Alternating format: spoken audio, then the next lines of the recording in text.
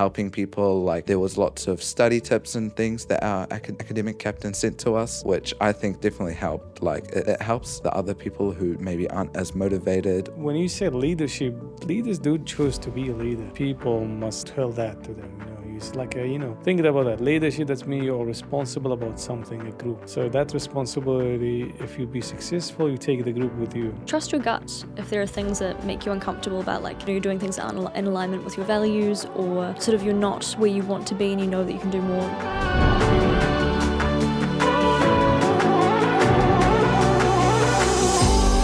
Hello everyone, welcome back to Voice of Aroha Team Talk.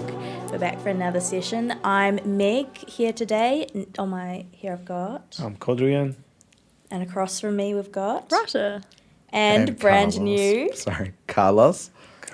Okay, this is very exciting, everyone. Carlos, this is your first time recording. Yes. Do you want to tell us how your day was first, and then we'll get into more of an intro. Okay. Today we had, it was a pretty busy day. I had school photos, I had an audition for production, I had work after school, and then right after work, I came here. And you had the podcast for first time. How a great day, like that, right? That's crazy. I did not know you were auditioning. That is so exciting.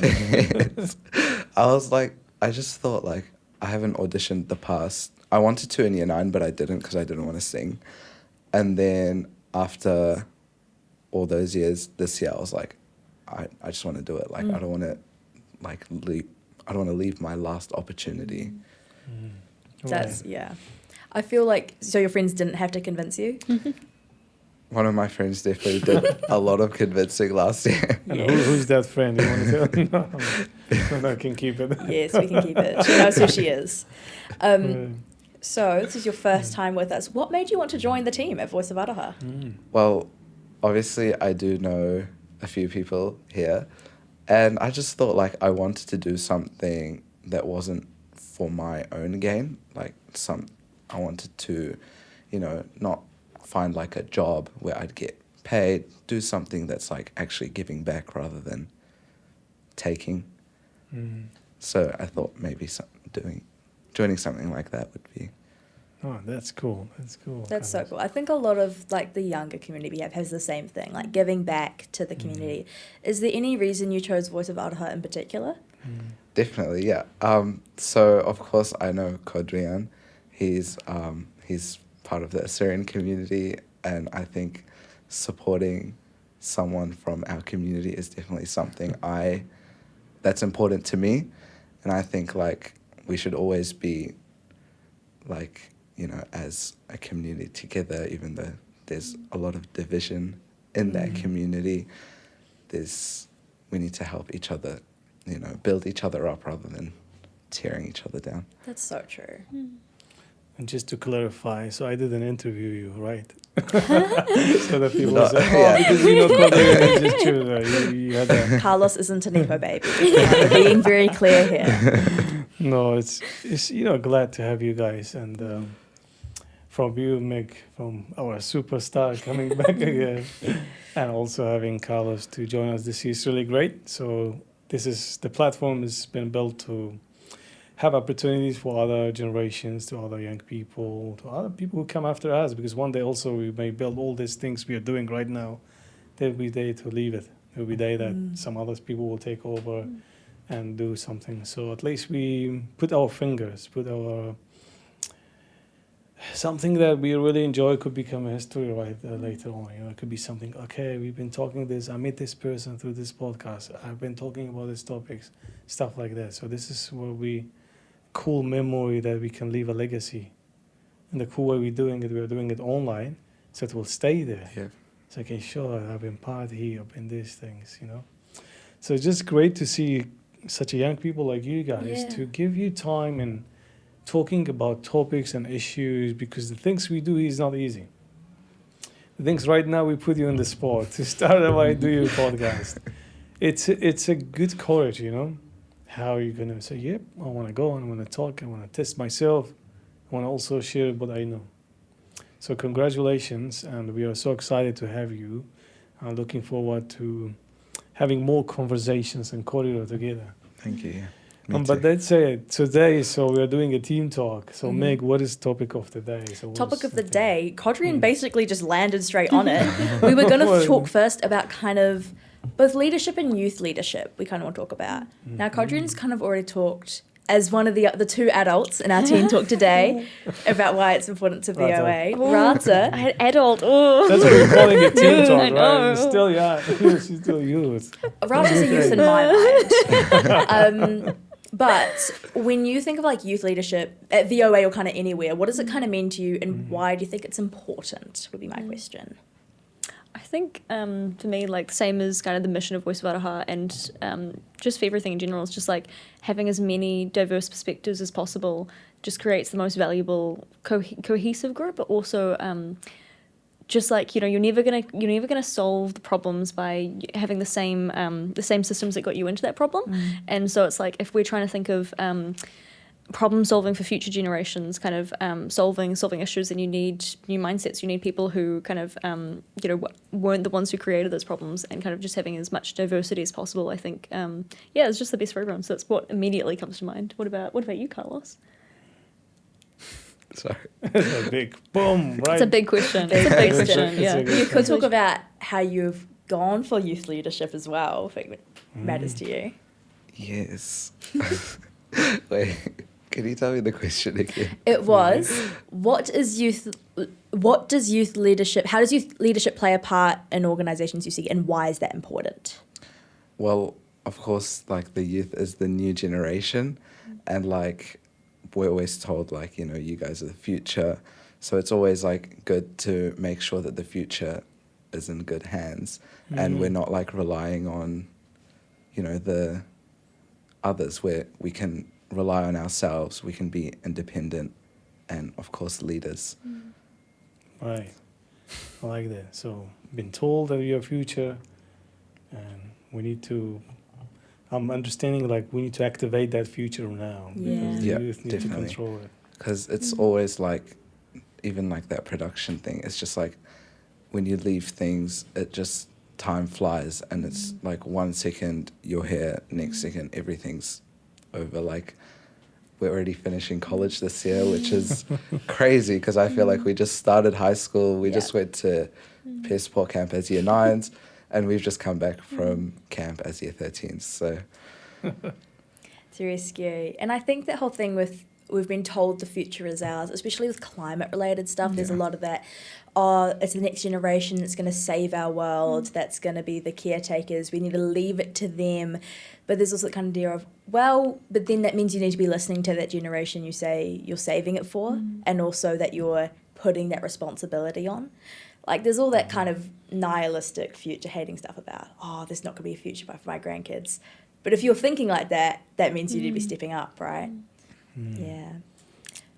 It is. It's, you know, it's really how we can describe it, because now in your age, guys, what are you going through the school and through the life and because in the school they may teach you something, right? But you're also facing another reality of the life. Like they may teach you, okay, climate change and everything, that you are seeing some other people are canceling those policies. So how that is, when you see these things, what are you thinking as a youth? What are you thinking as a decision? Like, is that impacting you looking at the life and the future, or actually making you steady for the values, the beliefs that you just growing up with, and you're still growing up with?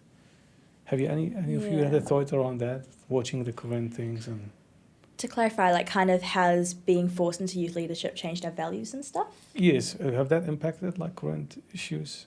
Yeah, I think because I compare it to maybe 20 years ago when I think youth voice was completely not a priority, say, it does change your mindset.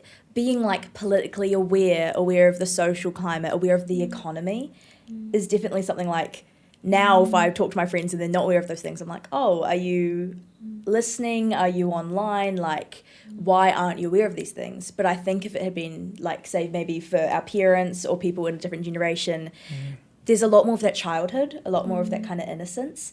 But then you think about communities where they don't have the privilege of the innocence, like people living in war-torn countries, that kind of thing, who have always had to be socially aware, always had to be politically aware. So I think it's kind of the rest of the world's youth catching up in a sense. Does that make sense? Yes, absolutely makes sense. I think that's a really interesting way of putting it, especially kind of comparing cultural expectations for what childhood is and kind of the impact that globalization and kind of access to information has had on the lives of children and young people in the rangatahi, and just kind of affecting their knowledge but also their ability to kind of become leaders and decision makers because of that access to information. I was thinking, did you guys have any like big reflections or lessons in your journey going from, like you just said, going from attending the year 9 like peer support camp to then leading at that? Were there any like things about, oh my gosh, this is the takeaways that I'd give to young people now, and kind of the lessons in your own leadership and journeys and stuff? I feel like as a year 9, it was just like something we just wanted to get through. I found like a lot of the activities that we're organizing now really boring, and like it was just like things like, why are we even doing this? But like now as a year 13, I see like the year 9s, they're giving like the same kind of feedback, and they're like why do we even care about bullying? Why do we care about peer pressure? Like we're not dumb. We're not gonna like fall into peer pressure. But like it's like a really big lesson that you do learn like over time, but it's just as a year, like from a different perspective, watching it from a different perspective, it's just so different, like having a completely different mindset, different, like even just different position. Like you're not the one joining in on the activity, but you're the one leading it, and you're the one having to get the message across on like why are we doing this? Why? Yeah. So based on that, have you guys had any leadership positions, things in the school, or any things? You've kind of chose the perfect time, because it was yesterday that we ran for them. So our school has an executive. So we have a bunch of different roles like sports captain, head students, that kind of thing, and you choose what you run for, and you like speak in front of the school. So we had speeches yesterday. I'm running for head student and wellbeing captain, with kind of my focus on wellbeing. And that's kind of, it's since year 10, year 11, that's been super important to me. Like when mental health became a huge focus for me, like kind of started year 11, because a lot of things in my life happened. It was like, I can bring the wisdom that I've now learned and share it with the rest of the school. And I mean, wellbeing captain is just such a good opportunity, because you get to connect with charities as well and that kind of thing. It's the ultimate like community builder, I see it as. Like, I think some people think of it as a nothing role, but it's really just that kind of tying the exec together with a role that's focused on the well-being of the community of the school as a whole. Yeah, I feel like the well-being committee and like as a whole, they organize the things that make you want to like give back. Like there was the blood drive last year. I wanted to donate, but I couldn't because I went to New Caledonia. But like that was definitely something that I was just like, it's so good that they're doing this. They're doing like Shave for a Cure, all of that kind of stuff. It's like, it's the one that gives back most to the community. So it looked like this is the most favorite team, well-being team in the school. Well, because what else are you running for? I'm going for academic captain as well. It's definitely... Wait, Carlos, sorry. You guys going for the same position? Well-being. Oh, is it competition? We're both going. But okay, so here's the story. Among VOA, we have Arthi's also going for head student. Luca's also going for head student. Shreya's going for well-being as well. Oh, wow. So it's a... Garanga for well-being. Garanga's going for well-being. Alex went for well-being. Wow. Okay, guys, we should bring you back and we do a debate. We do a panel. Yes, whoever wins, we'll do a debate on what they deserve. That'd be such good for the spirits. students of Newlands College, we will have a panel here today. We won't need And to. we have You to won't vote need for you. schools. Okay, good luck on that one. What other rules you guys? Because you're going for academics captain. I was thinking about it until I got bad academic results last year. In terms of academic captain, what do you think it kind of entails? Why would you want to do that one? Okay, so I don't think it's really about the grades of the captain. I mean, definitely that's one of like the choosing factors for the captain. But as the captain, like they need to help others. They need, like, organizing peer tutoring was something they've been doing since we were year 9. After school, you can go there, you know, year 12s and 13s help you out with your homework. There's, like, lots of different, like, there was the maths ladder, there's lots of events. But it's mostly just helping people, like, there was lots of study tips and things that our academic captain sent to us, which I think definitely helped. Like, it helps the other people who maybe aren't as motivated or don't feel as confident build their confidence and do better at school with their Absolutely. grades and I think things. you'd be so good for it as well, because it is about, like, trying to inspire that love for learning as well, which is so hard when you're going through math class and you're half of them are definitely not enjoying it. Like, getting through it is hard. We've been talking about youth leadership for a while, but obviously in our country, the top dog leadership is not about the youth. When it comes to maybe that bigger leadership, what do we think is kind of the most important qualities? Would be that's the kind of question I was thinking about when you're talking about this. Because I think no matter what kind of leader you are, and no matter what kind of level, you need the same kind of skill set. So what would be everyone's, like, number one leadership quality?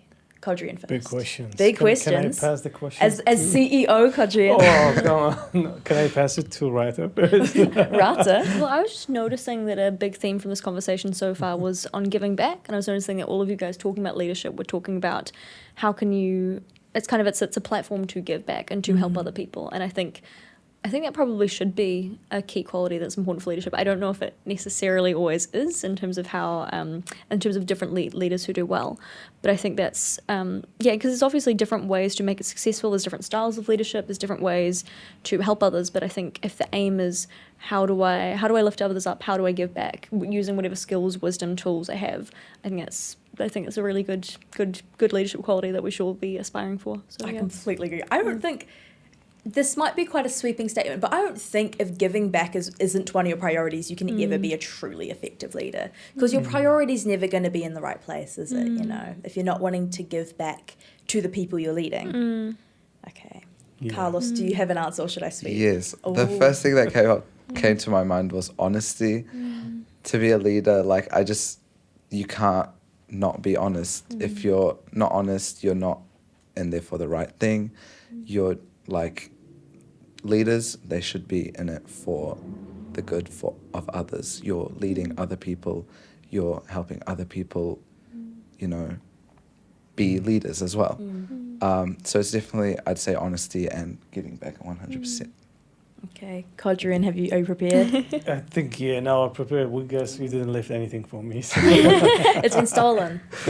No, exactly. I agree with what you guys have all shared. So I love it. That is all about giving back. And it's about, when you say leadership, leaders do choose to be a leader. People must tell that to them, It's like, thinking about that. Leadership, that's mean you're responsible about something, a group. So that responsibility, if you be successful, you take the group with you. You take the people with you. And when you take people with you, you are the last one to leave. You are the last one and you are the last one also to take every responsibility. The captain left standing on the ship. Yeah, because if groups get attacked, the leaders will be the one who protect and also the one also to make that kind of hard decisions to protect these groups, whatever's happening.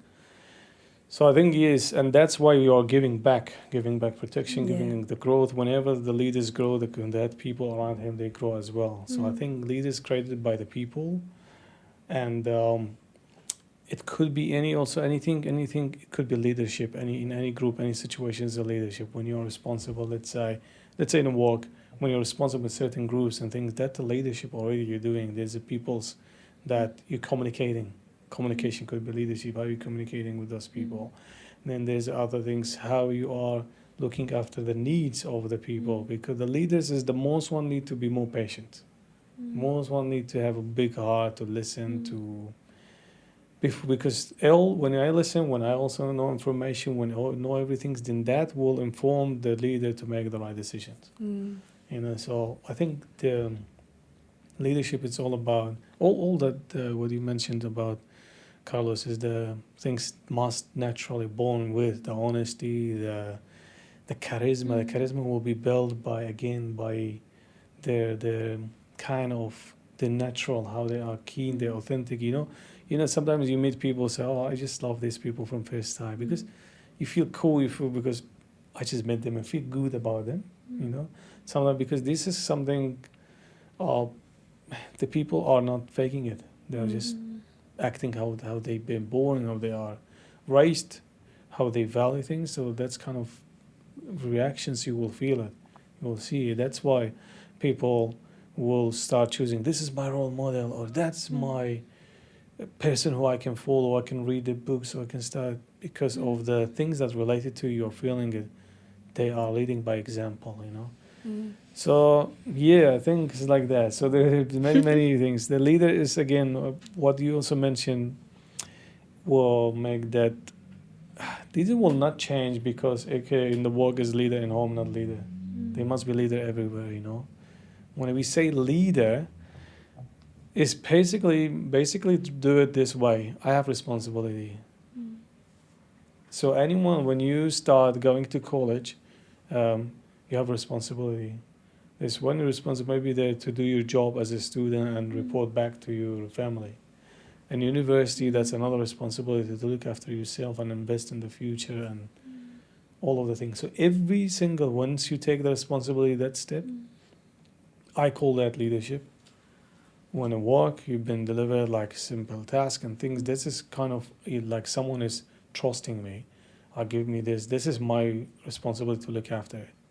And all of it. The leader is not the one we only know, the presidents or the CEO or things like. Do you know, like the CEO is the one who must look after every single detail. Even in the night, they need to look at the last things that you don't see in the behind the scenes to make sure that the next day, next week, next month, the team are all working well, the things is like that. So the title may be fancy, but the cool things, it's about the people, personality, how you be. And how you get this, it's not about, do I want to be CEO or not? When I started in this country doing work, I never thought that one day I will be doing this. But what I thought is, I want to contribute to do something. And there was opportunity to come, someone just give me, I say, I can't take that. That's too big for me right now. I want to enjoy what I'm doing, the things that I'm doing. But still naturally here and there, then I think become a level. Yes, I can lead the people. I can support the people. Is the best way, to describe it.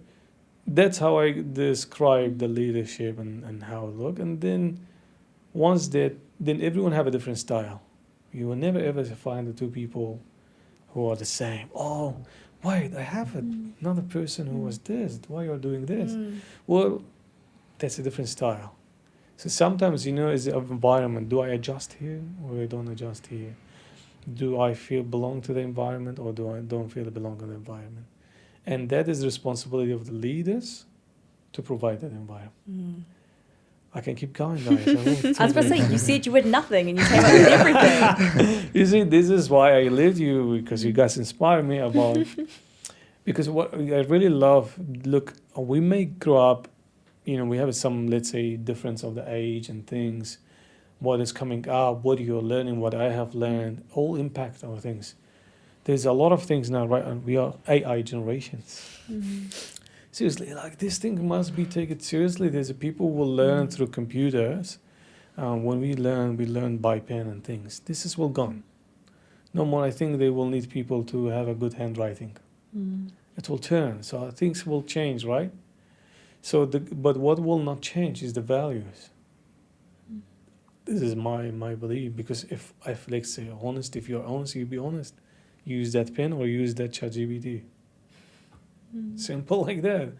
That's where I think we need to keep build those values. That if I am good, there will be things. There will be a device and apps. You can use it for good and bad. This is natural of human beings. If I'm good before device, before these kind of apps, doesn't mean now I have opportunity I can use it for terrible things. So we need to kind of build that out of that kind of values in human beings that, hey, look, we can't stop AI. It's going up, and we must learn. We go develop with the same things. But what we must do is we also be proud on the values that keep us as a humans. If we pass that line, I think then we will be very dangerous. And look at the developers of the AI. They are already saying it. They can control it right now. It's going crazy. Maybe one day machine will control us. Here's the things. Look, I'm not saying this to make people scary and things. I'm making you to co-develop how I can actually contribute to the development, and at the same time I keep, do, love what we're doing. Doesn't mean what we're doing, what we learned in the past is nothing. No. All the knowledge is coming from the past. No, I completely agree. And I think especially that whole thing, we're coming to an age where finding what those values that make us human, the things that make us human, is more important than ever, because we have this non-human thing that is bringing a lot of fear and unknowns into things. You think about like deepfake technology, that whole how much we need honesty in this new day and age. And I think you're right. We can grow with it and handle it as long as we hold on to those values. And I think that really links to what I think my quality of leadership I was going to go with is, which is self-awareness. I think, obviously, I think you two took the big ones, but self-awareness is so important, not only when it comes to leadership, but absolutely everyday life. In this growing climate, being aware of who you are, the fact that you will make mistakes, the fact that you then need to learn from those mistakes, the fact that you will trip and fall over, but the important bit is that you get up. I think we're losing a bit at that with some of the internet culture and social media stuff, that the whole our sense of self becomes based on someone else's perception of us, that kind of thing. And mistakes are seen as the worst thing in the world. But no, I think being aware of ourselves, especially if you're then leading other people and instructing them to do things, being aware you can make mistakes, being aware you are a person is so important. Love it. Okay, how are we for time? Okay, I think we have 2 minutes left, so maybe we could wrap up to the message things. Or Yes, do you want to quickly, or do we want to do my usual one? I like my one. go ahead.